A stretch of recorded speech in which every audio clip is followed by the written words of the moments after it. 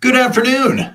It is straight up. Oh gosh, I'm 2 minutes late. Don't tell anybody. It's 2 minutes after the top of the hour, and it is time for Fertility with Fink and Friends. I am Dr. Randy Fink, live from CNY Fertility in Colorado Springs, where I am the clinical director of IVF services, and I am also the medical director at the Miami Center of Excellence in sunny South Florida. And it is great to see everybody as we do every Tuesday afternoon at this time, 6 o'clock on the East Coast and 3 o'clock on the West Coast, 4 o'clock here in the mountains. Good afternoon. Hey, how was your weekend? How was your Thanksgiving? I hope everything was just wonderful. And times have been happy, great with family and friends, and that times were well spent. And let's see who we have here. It looks like Dancer was our first one to join over here on this Instagram feed and also on the CNY Instagram feed here. Number one was Mirko Bear Samoyed. Hello and welcome. Hello to Mrs. Brower and J. Rebecca Kennedy, and we've got, oh, my dear friend, Loli Ash One from Miami. No Jolson, nice to see you. It's Buttercream, baby. Nice to see you here today, Josephina Bella.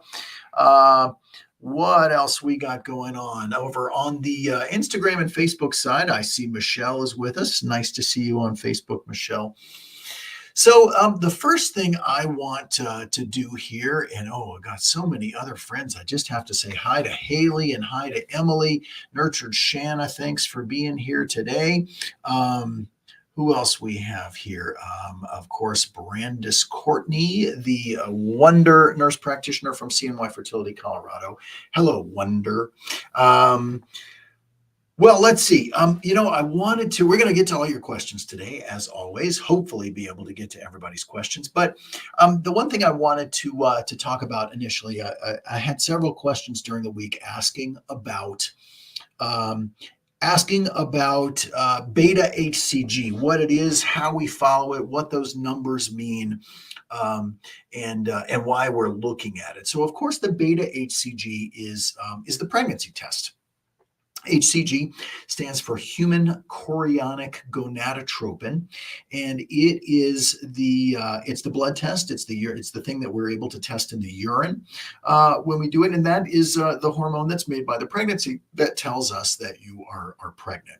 When that level is enough, then you start secreting it into a urine. Usually, the quantitative number is about a 50, and that's when you do a urine pregnancy test, and we can see that that's positive. But in the blood, we do that pregnancy test because we can determine levels all the way down to just barely above undetectable.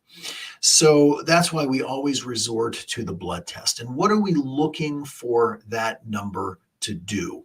We are looking for that number to double in 48 hours. Why is that? Well, we know that really 2/3 of normal pregnancies, the beta HCG will double in that 48-hour period, and that happens until the level gets up to once it's above about a 10,000 or so, it may not, it probably will not continue to double the same way as it does when it's low. Why do we care about that? Good question. Because the thing that we're always concerned about is an ectopic pregnancy. The ectopic pregnancy is when the pregnancy is someplace that it's not supposed to be. Where is it supposed to be? It's supposed to be in the uterus. Well, if it's a tubal pregnancy, that's an ectopic pregnancy. And we know that the pregnancy can't continue to grow in the fallopian tube because that fallopian tube is a tiny little space. And if the pregnancy continues to grow in there, eventually it's going to break open. It's going to rupture. And that's potentially life-threatening on mom. So if it's a tubal pregnancy, an ectopic pregnancy, that's a pregnancy that may end on its own, but it's certainly something that we need to address because that is one of the causes of really maternal mortality. That's what causes women who are pregnant to die because that pregnancy can rupture. Now, most of the time when that sort of thing happens, it causes, a very severe pain. You know that something is not right, so you end up going to the emergency room. And what do they do in the emergency room? First thing they're going to do is they're going to check your beta. or check the HCG. They want to see what that quantitative level is, because there's a number that we use that's called the discriminatory zone. And that can really vary depending on facilities, but in general, a discriminatory zone of when that number is about 1,500, we should be able to do a vaginal ultrasound and see the pregnancy inside the uterus. If your beta comes back and it's 2,500 and we do an ultrasound and the pregnancy is not inside the uterus, it's not definitively diagnosable as intrauterine, then we will conclude that is an ectopic or a tubal pregnancy. And then we have to go down that route to figure out what we do next. And we can talk about that in a second.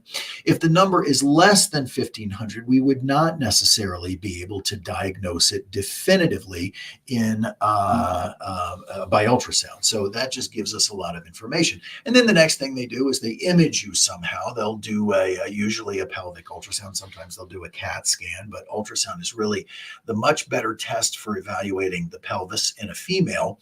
So that will show us where is the pregnancy. Now, in 2/3 of normal pregnancies, that beta HCG will double in 48 hours. So we look to see that number times 2 48 hours later.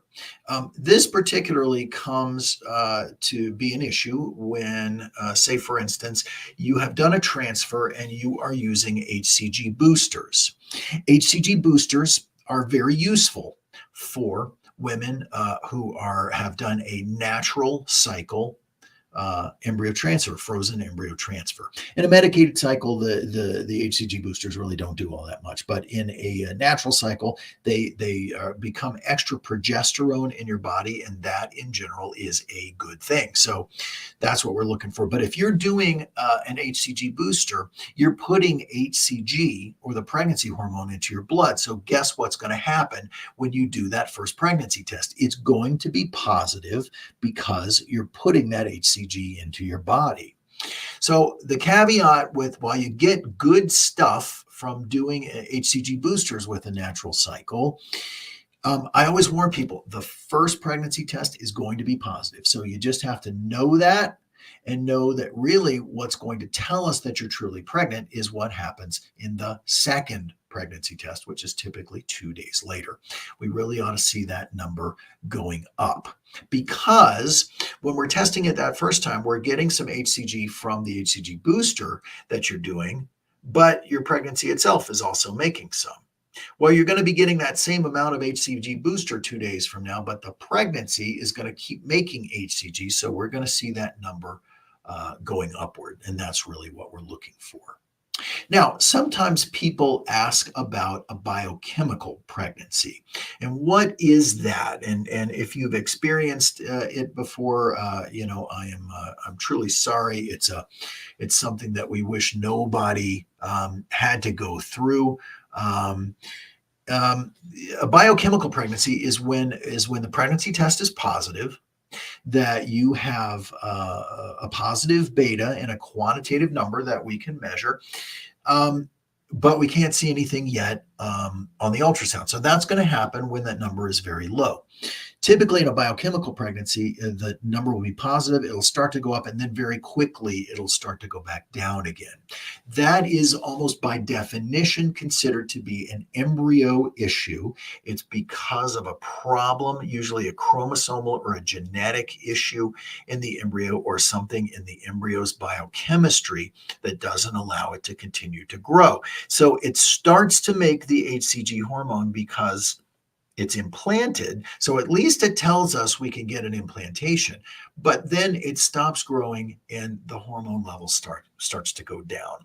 That's what a biochemical pregnancy is. And that's the reason that we're checking that beta HCG. So hopefully that gives you some help. Again, as we follow it, as we watch it, we want to see that number doubling. When it doesn't double, then we start to worry that it could be an ectopic pregnancy. Now, is it always an ectopic pregnancy if the number is not doubling? No, absolutely not. It's not always. Because again, as I said, only 2/3 of those pregnancies have that hormone level that's going to double. But we're still going to watch it very carefully. And especially in our world, in the fertility world, where pretty much all of these pregnancies we're seeing are highly desired pregnancies. These are people who have, been trying really hard and spent a lot of money and done a lot of things in order to get pregnant.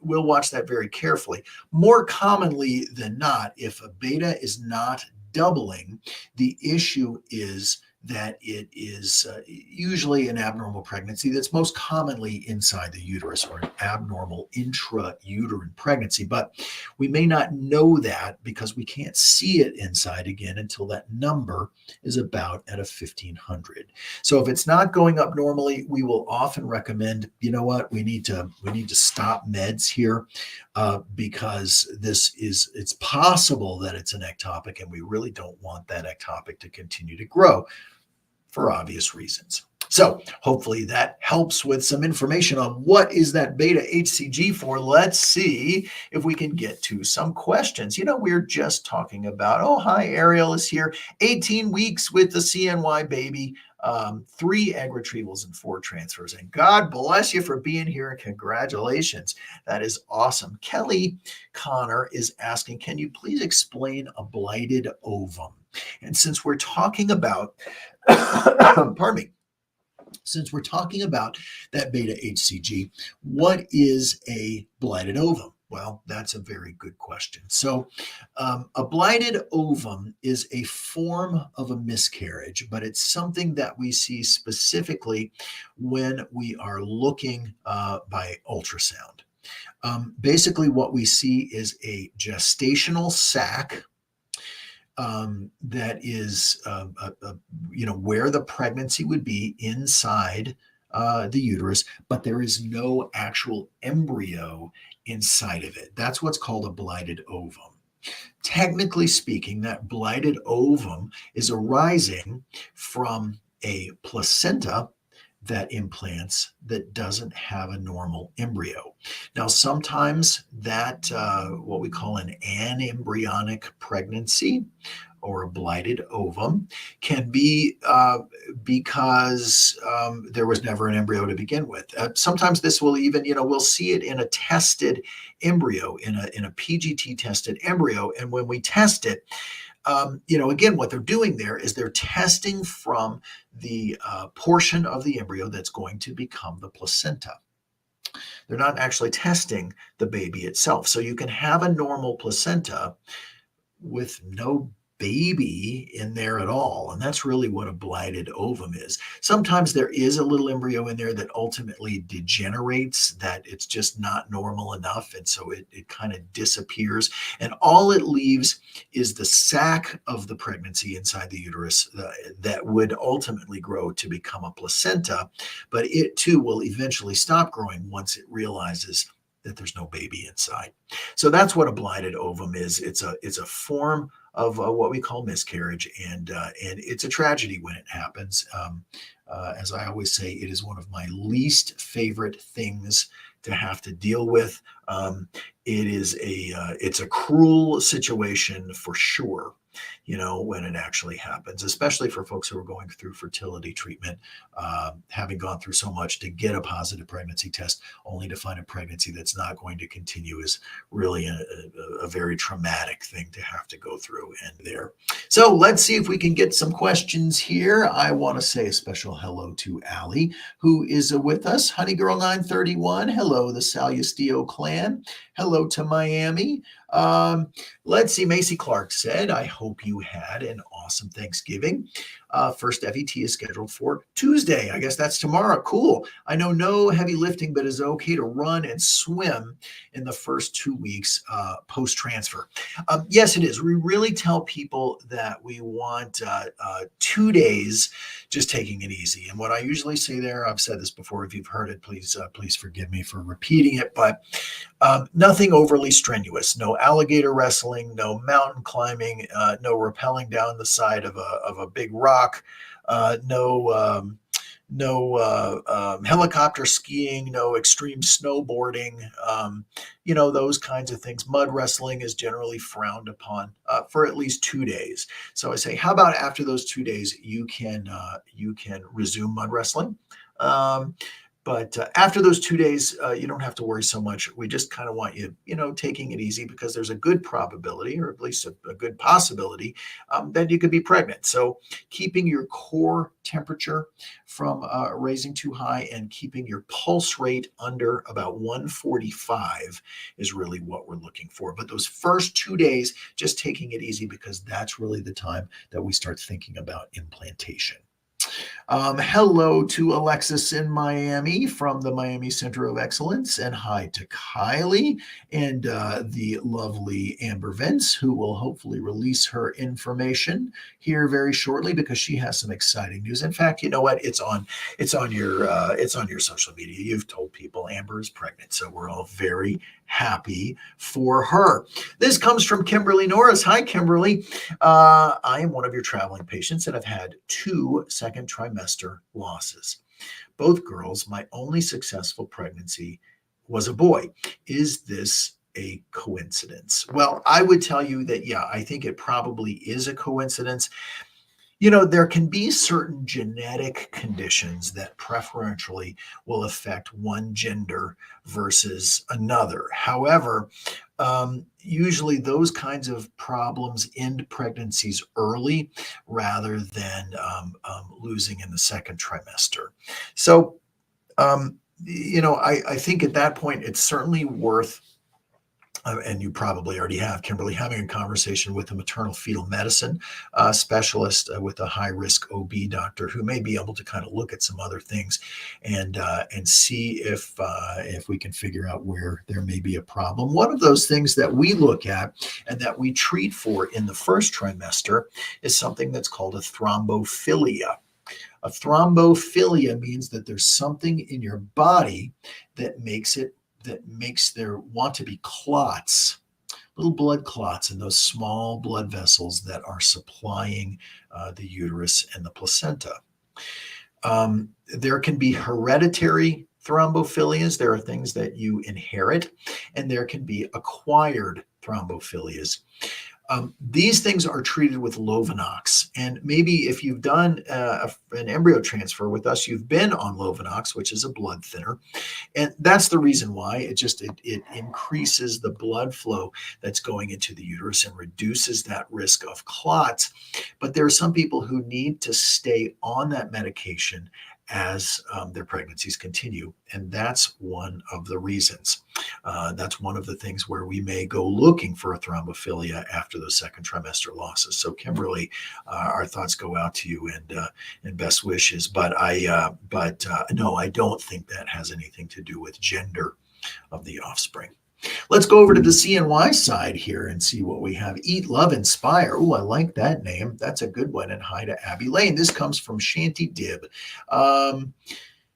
Hi, Dr. Fink. Just found out that I have 2 small intramural fibroids after my blighted ovum, and I'm planning to do another FET.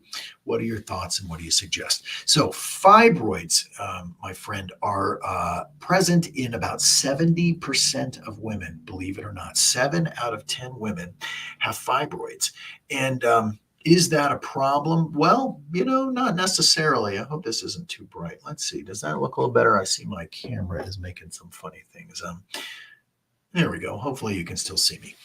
Fibroids, especially when they're small, really don't have an impact on pregnancy and would have had nothing to do with your blighted ovum. As we just talked about, that blighted ovum situation is one that is very specifically due to the embryo that you placed inside.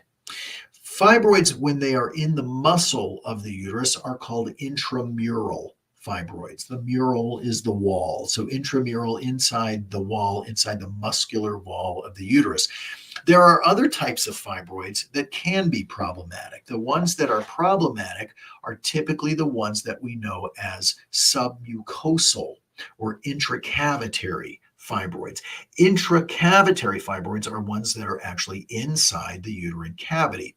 And when they're there, we want to remove them because they're taking up valuable real estate that embryo may need in order to implant. So those are the kinds of things that we want to test for. And that's why we recommend that you have your cavity evaluated once a year, and that's either with a saline sonogram or a hysteroscopy. That just makes good sense because you've invested a lot, right, into making these beautiful embryos. So you want to know that that environment where the embryo is going is just as beautiful and just as perfect as the embryo is. So that's why we do that. But a submucosal fibroid needs to come out before an embryo goes in. An intramural fibroid is not a problem. There's also something called a subserosal fibroid, which is a fibroid that's on the outside part of the uterus. And generally speaking, these do not cause big problems. There have been some studies that have looked at, well, we know fibroids can change some of the blood supply. So people with fibroids often have heavier periods, and that's not uncommon. But given that 7 out of 10 women have fibroids, and lots of folks get pregnant without worrying about them, I would not generally give them too much more of a concern. Hopefully that is helpful. Let's go back up here. I saw a bunch of questions that came from earlier and I skipped over them. Do I recommend, this is the new Mrs. Gorgeous Georges, do you recommend an HCG wash the day before an FET? I do recommend the HCG wash. HCG, again, the pregnancy hormone. When we take a little teaspoon of that hormone and we place it inside the uterine cavity at prior to embryo transfer, what it does is that it turns up the volume on some of the receptivity proteins, some of the things that are associated with the embryo being able to stick on the inside. So definitely, when possible, recommend the HCG wash before an embryo transfer. Some people ask about, and we talked about this last week, what about the HCG wash on the day of transfer? And I know we had this conversation here in the office. There are many people, there are some people who advocate it. It is not advocated as part of a routine protocol at CNY Fertility. It is not something we recommend, even though there is some social media folks who say, oh, it's the greatest thing ever. There's some of our nurses who say, oh, this is the greatest thing ever.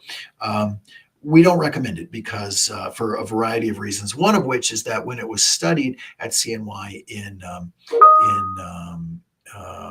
Syracuse, they found that it decreased the pregnancy rates. So that's what's called a microdose HCG wash that's done on the day of transfer. That's not what I'm talking about. So I don't recommend you do that one, but I do recommend that you think about doing an HCG wash before your embryo transfer in general. Let's see what else we have here. Is it normal to have difficulty getting pregnant after a myomectomy? A myoma is a fibroid, and a myomectomy is when that fibroid is removed. Is it normal to have difficulty? So a lot of people will have a fibroid removed because of fertility reasons. Some people will have those fibroids removed because they can create a bulk effect in the uterus and in the pelvis, and that's this feeling of the ever expanding abdominal girth. That's a feeling of pressure on the bladder because that fibroid can be sitting on top of the bladder and make you feel like you kind of have to pee all the time. That's a good reason to have a myomectomy. But no, generally speaking, we would think fertility might improve after a myomectomy. So there can always be issues with scar tissue. It may have been that the tubes were damaged at the time of that surgery. So I do think that that's worth looking into. That comes from Ilirget.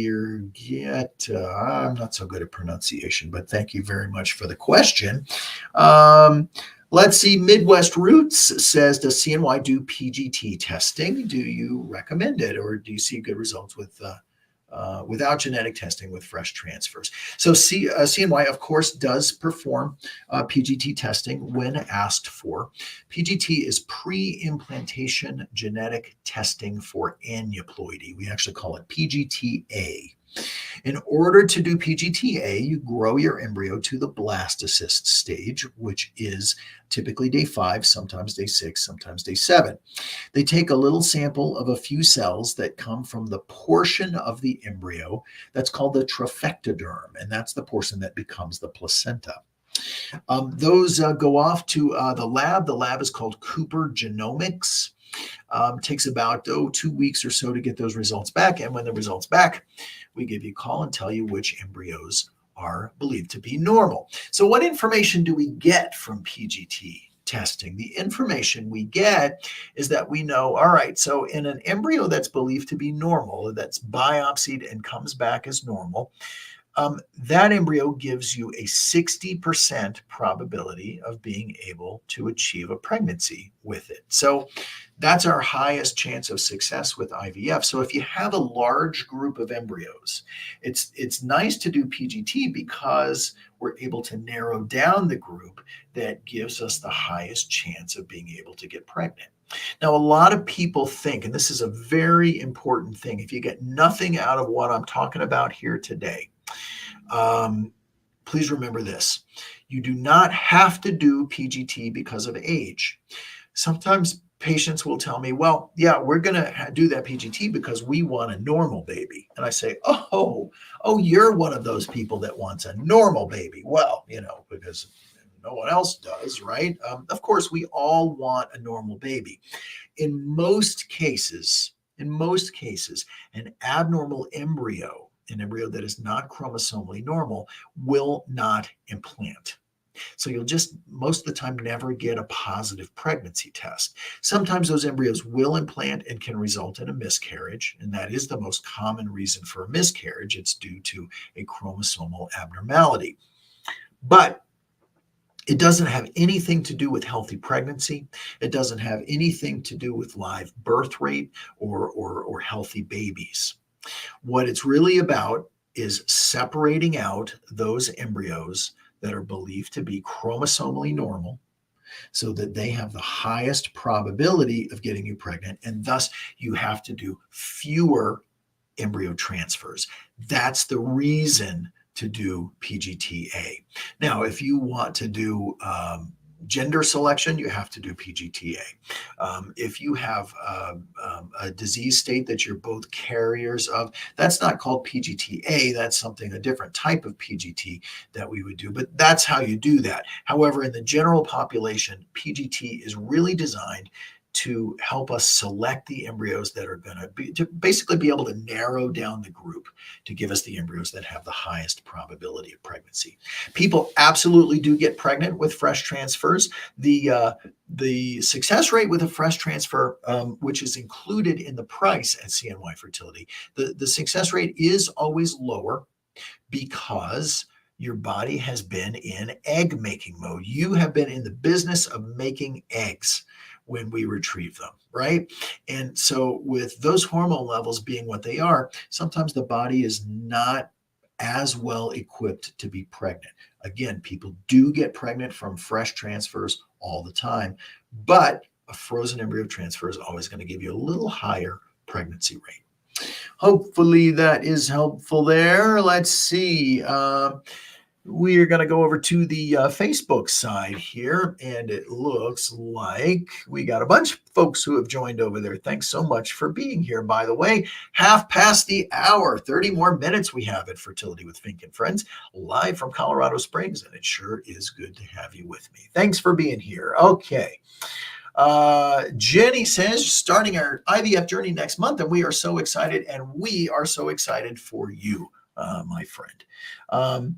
Ethan Lucas says, we are about to start our journey. How do we contact, or who do we contact to start the process and make appointments and getting tests done before and during? Well, so the way the process works at CNY, if you haven't been through it, you have your consultation first. So you reach out to our call center, you set up a consultation where you'll speak with one of our providers. We'll get all of your history, your fertility history. You'll tell us about the journey that you've been through thus far. We'll get your medical history and all the relevant information. We will order the testing for you that you need, and we will set up an initial protocol for your medications. And that's whether you'd like to do IVF or whether you are thinking IUI might be the better choice, or timed intercourse, or even just want some more information about the whole process. You start by making that call. If you've decided on IVF and you've done your testing, so typically what happens is that our team will connect with you. If you're in one of our local areas, then our local team will speak to you. That's either Colorado Springs, Syracuse, Buffalo, Albany, Rochester, Atlanta, or Sarasota. One of those teams will speak to you about what comes next. Otherwise, it's our global team. So if you're not in one of our local areas, it's the global team who will be responsible for tracking your cycle, for setting up your testing, your monitoring that you'll do. They will usually make contact with you about 2 weeks after that initial consultation. And once that's done, then we're just really waiting for you to get a period. And once you get that period, you portal message us. And portal messaging, as anybody who's had to deal with the phone system knows, portal messaging is always the best way to go. Portal message that global team, tell them, or the local team, depending on where you are, tell them that you're cycle day 1 and you're ready to begin. What happens then is that you come in, and whether you do it locally or you're monitoring remotely, and you will do your baseline. The baseline ultrasound and blood test is to show us that your hormone levels and your ovaries really do think you are at baseline, because it's hard to build on top of what you have if you're not already at if you're not at the bottom. So we don't want to build if you're already up here. We want you building from this point up. And that's what the baseline is for. And so that's kind of the way the process works. So congratulations for starting off, and best of luck with everything. Barbara Brown is here on Facebook. Thanks for being here, Barbara. Starting over for my 3rd egg retrieval. I'm torn on wanting a fresh push to 5-day, but I'm scared as protocol with Depo had better results. Well, I'm not quite sure. Not quite sure what you mean there, Barbara. So, many folks have the question about, what about a day 3 embryo versus a day 5 embryo? Why should I push something to blast? Well, it's true that a blastocyst is going to give you a higher probability of a pregnancy. Why is that? Because as that embryo grows from its day 3 stage, where it's really just a bunch of cells that are trying to divide to figure out, can we survive? And it grows into a blastocyst. That blastocyst, or day 5 embryo, is a little functioning piece of machinery. It is a little factory that's actually working. So since it has made it to that point, we know that it has a higher probability of getting you pregnant. So depending on how many embryos you have, and that's usually what we base this on, how many embryos do you have? If you have 4 or fewer embryos, our typical protocol is to recommend that you freeze or transfer on day 3. Why is that? Well, there is nothing wrong with a day 3 embryo. Nothing in the world's wrong with a day 3 embryo. It's just that we know that day 3 may not continue to survive. However, if it's not going to survive in the lab, it might survive in you. Because as I always say, you have the magic sauce that we don't have in the laboratory. We try to mimic the magic sauce, but the uterus is always a better place for that embryo to be. So if you have that day 3 embryo, we want you to put it in. If you're limited in the numbers, go ahead and let it try to grow inside of you, because it wants its mother, If you have 5 or more embryos, that's a good number, and that's a comfortable place to be. And so generally in that scenario, we say, why don't you push them out to the blastocyst stage? Let nature help you to select the embryos that have a higher probability of getting you pregnant, so that you don't have to go through as many transfers. If you had 10 embryos to start with, 10 embryos on day 3, and you grow those out, and then by blast, you lost 5 of them, you have 5 embryos, you could make an argument, well, it might have been that those 5 embryos weren't going to grow anyway. And if they weren't going to grow anyway, then we just let nature help us to select the embryos that are more likely to grow inside of us. So that's the rationale there. Nothing is wrong with the day 3 embryo. There are some practices, some fertility practices that require you to have a blastocyst that won't do anything with a day 3 embryo. Same thing, those practices, so there's some practices who require you to do the PGT testing. We don't believe in that here. Generally, what's happening in that scenario is that those practices would like to be able to advertise that they have these astronomically high pregnancy rates. And if you're really hand selecting every patient, that you only see people pardon me, who are 25 years old, who had a tubal ligation, who have an extremely high probability of being able to get pregnant. They've got young, healthy eggs. They've got nice high AMH levels, ovarian reserves. And then what's more on top of that, you require them to only use the embryos that have been determined to be chromosomally normal. You're going to have 60% every time you place an embryo inside. And that makes your numbers look very, very impressive, but they're not real because you're not helping everybody who comes to the door who's seeking help. And that's more the attitude that we have at CNY. We do not have a cutoff for body mass index, for instance. In many places, heavier patients are turned away. We do not have a cutoff based on age or based on AMH. So we may find that, the older you are, the lower your AMH, the lower the probability of pregnancy. But that doesn't mean that you shouldn't be allowed to have your chance. Because can I tell you that because you're 43, you're not going to get pregnant? I can't say that. Who am I to say that? I'm not God.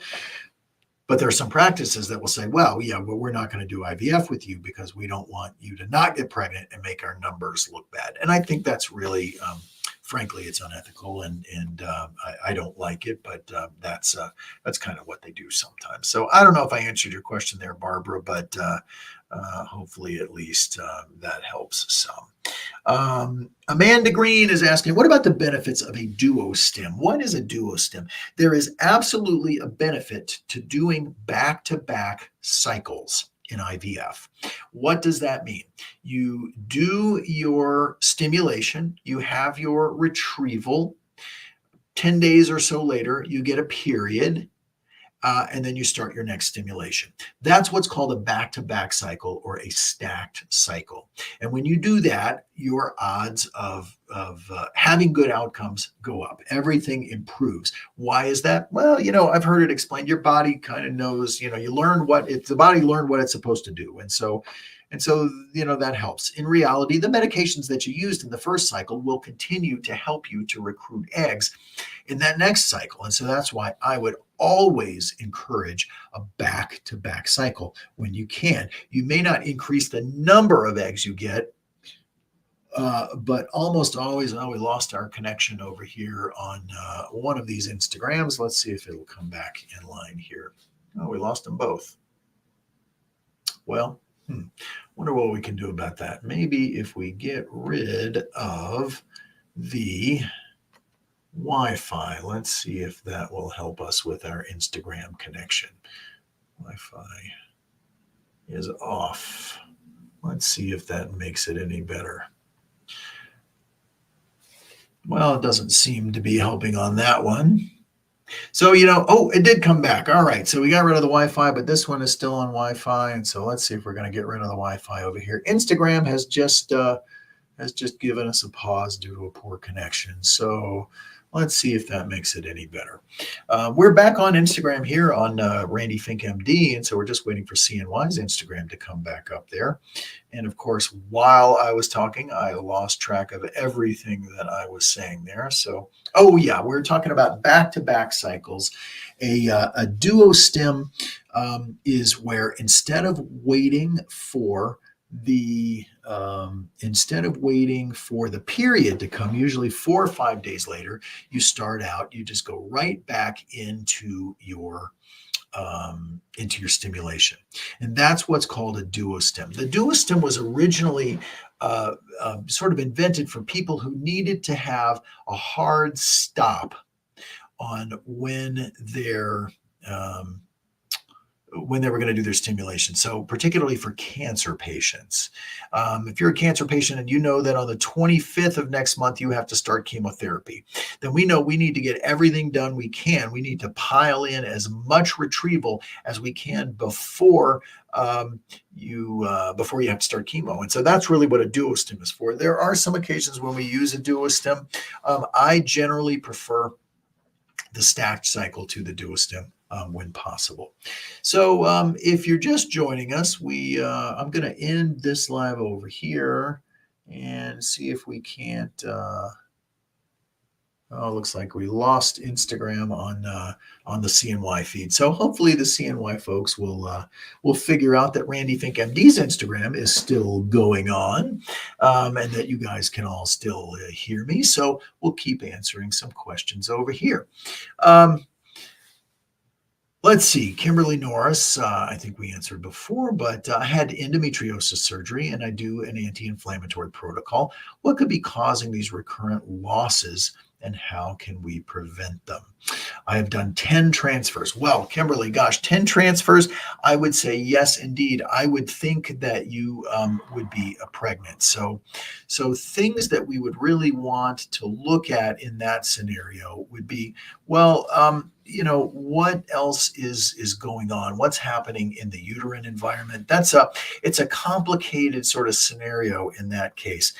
So I'd recommend that you talk to one of us so that we can try to help figure that one out. That one goes a little more detail than we have the opportunity to do here today. But after 10 transfers, and I'd say there's definitely something else going on. One of the things that we would talk about at that point is, well, I wonder if a gestational carrier might be a better situation, because usually what we conclude is that there must be something. There must be something else going on. Is it something that's autoimmune? Maybe, and that's why we use the higher level immune protocols. But is there something else? Is there something about you that we can't quite put the nail on the head for? And that's when we start thinking about gestational carriers, because maybe there's something that we just can't figure out. Kira Smith is with us here. Let's see. ISWTE is now recommending probiotic suppositories based on a new randomized controlled study published in Scientific Reports. So I have not seen that study. I do not generally recommend vaginal suppositories for probiotics because I have not seen compelling data that it makes a big difference.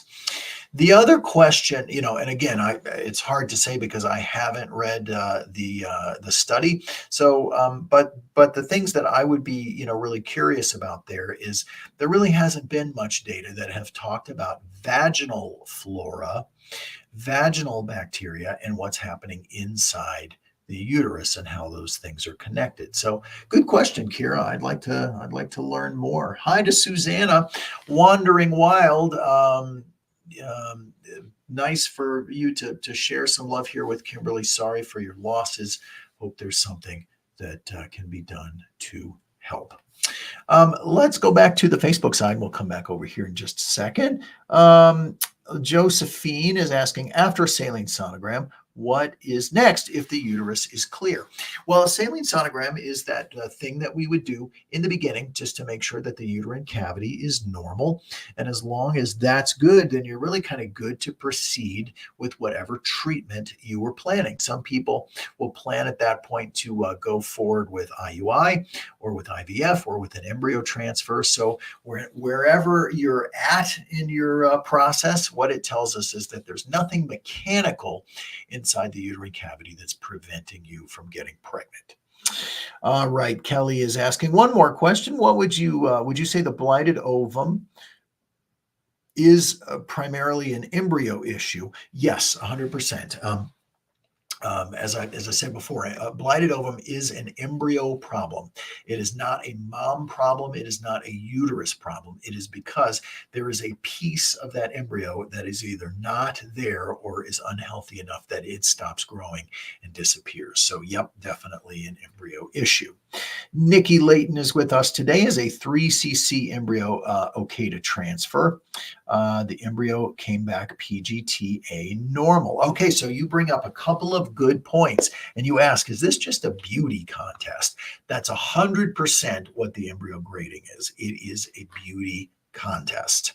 It is to say, well, which embryo looks the prettiest? And that's really the only thing that you can say about the embryo grading, because once we have done that PGT testing and we know that it is a euploid embryo, the grade doesn't matter anymore.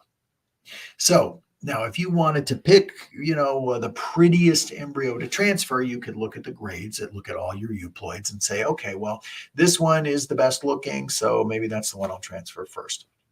You might transfer based on gender.